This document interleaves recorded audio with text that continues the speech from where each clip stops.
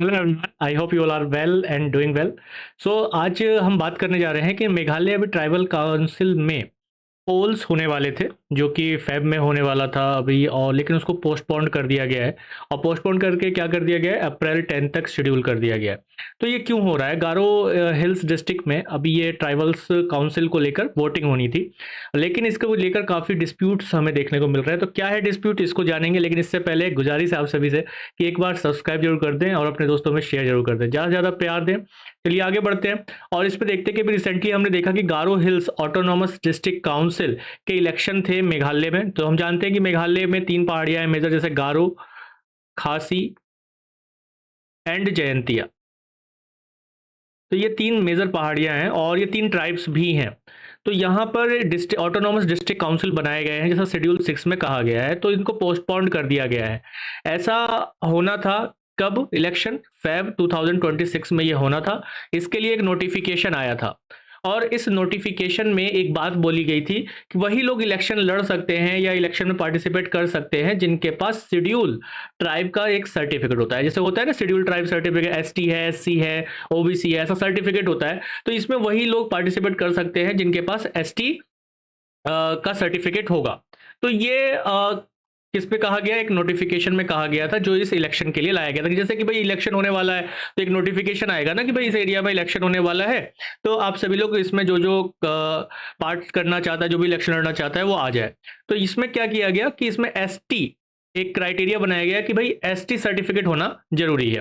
तो इसके अगेंस्ट जो नॉन ट्राइबल्स कम्युनिटी है वो आ गई है। नॉन ट्राइबल कम्युनिटी जो कि मेनली मेघालय के इस गारो हिल्स के पास प्लेन एरिया में रहती है, जिसमें मुख्य रूप से मेनली कौन है? मुस्लिम कम्युनिटी बहुत ज्यादा है।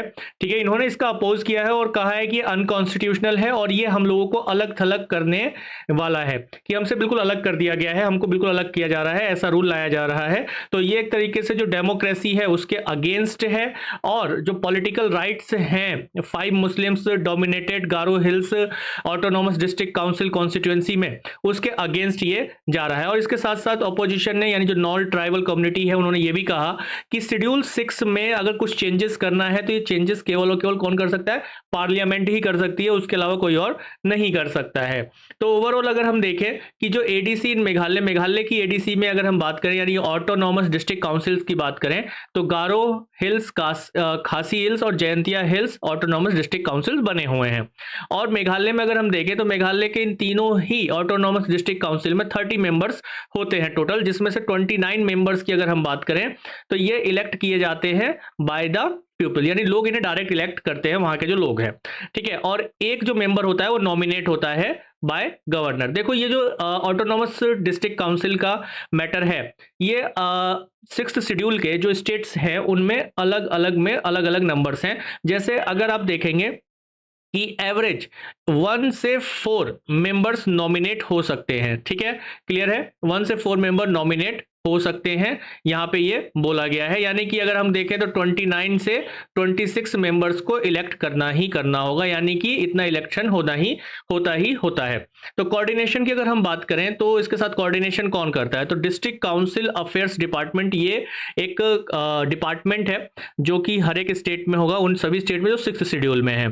ठीक है, तो डिस्ट्रिक्ट काउंसिल अफेयर्स डिपार्टमेंट इसमें कोऑर्डिनेट करता है, जो कि स्टेट गवर्नमेंट के एक्ट एज कोऑर्डिनेटिंग डिपार्टमेंट, और किसके साथ? डिस्ट्रिक्ट काउंसिल के साथ और अदर जो गवर्नमेंट डिपार्टमेंट है स्टेट गवर्नमेंट के, उनके साथ ये कोऑर्डिनेट करता है। तो कोऑर्डिनेशन कौन करता है? तो डिस्ट्रिक्ट काउंसिल अफेयर्स डिपार्टमेंट करता है।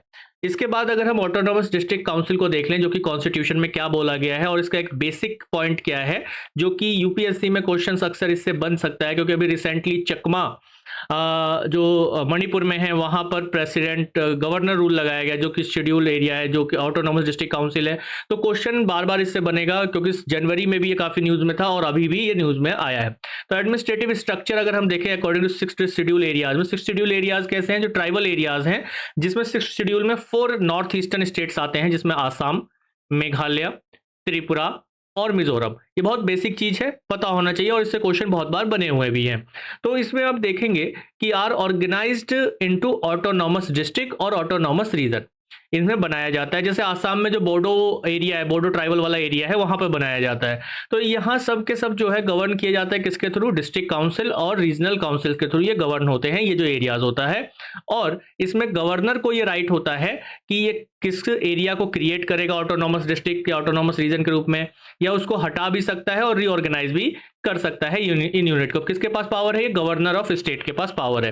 कंपोजिशन एंड टेन्योर की अगर हम बात करें तो ऑटोनॉमस डिस्ट्रिक्ट काउंसिल को क्रिएट किया जा सकता है अप टू 30 मेंबर्स तक, यानी मैक्सिमम कितने? 30 मेंबर्स तक हो सकता है, जिसमें कितने? 26 मेंबर, जैसा अभी मैंने बताया कि 26 मेंबर इलेक्टेड होने ही चाहिए और 4 मेंबर नॉमिनेटेड होने चाहिए। अब ये रेशियो जो है अपने आप में स्टेट डिसाइड कर सकता है कि भाई 29 हम लोग इलेक्टेड रखेंगे और 1 जो है नॉमिनेटेड रखेंगे, ठीक है। ये स्टेट कर सकते हैं, जैसे 28 इलेक्टेड रखेंगे, 2 हम नॉमिनेटेड रखेंगे। तो ये चीज स्टेट का वो अपना एरिया डिसाइड कर सकता है, ठीक है। वो लोग स्टेट वगैरह डिसाइड करेंगे। तो ये कौन जो नॉमिनेटेड होते हैं वो कौन कौन नॉमिनेट करता है? उनको गवर्नर नॉमिनेट करते हैं।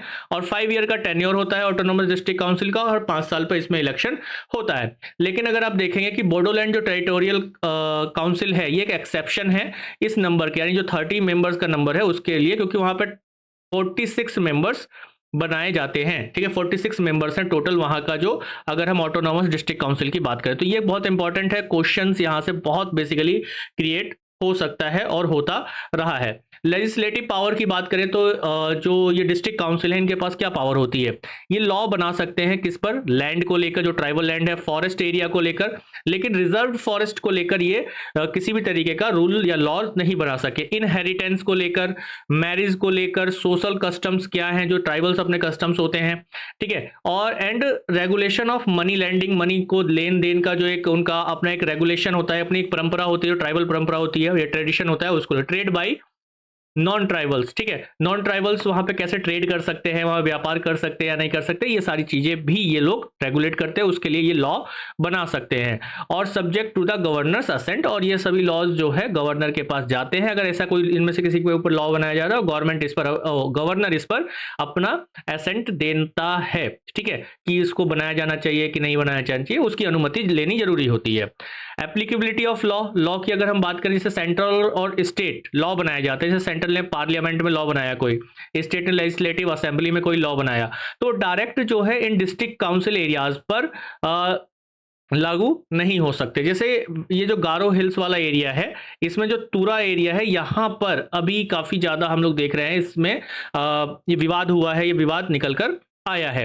तो state laws do not automatically apply नहीं हो सकता है डायरेक्टली 6th शेड्यूल एरियाज में।